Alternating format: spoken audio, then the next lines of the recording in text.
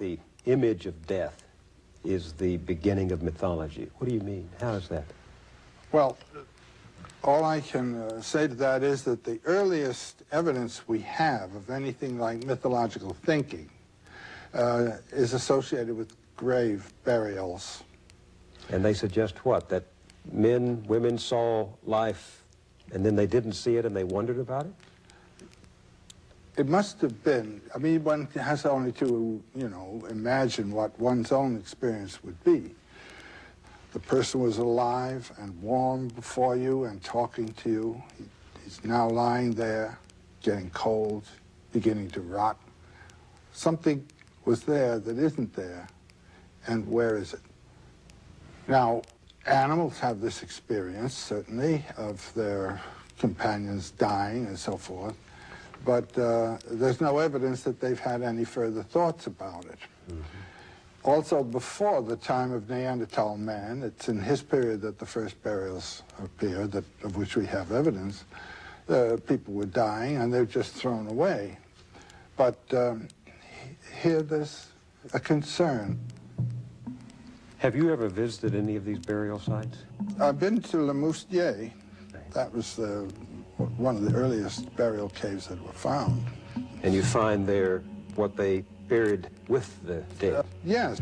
These grave burials with grave gear, that is to say, weapons and sacrifices roundabout, certainly suggest the idea of the continued life beyond the visible one.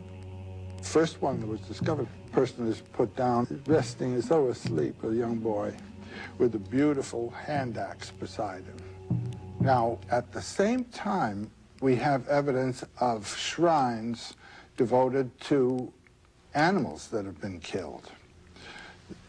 The shrines specifically are in the Alps, in very high caves, and they are of cave bear skulls. And there's one very interesting one with the long bones of the cave bear in the cave bear's jaw.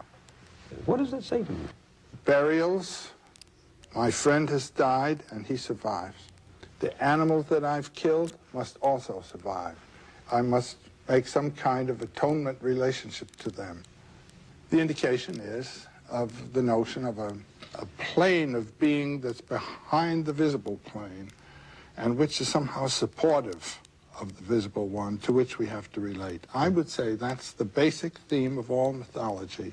That there is a world? That there is an invisible plane supporting the visible one. Now, whether it is thought of as a world or simply as an energy, that differs from time to time and place to place. What we don't know supports what we do know. That's right.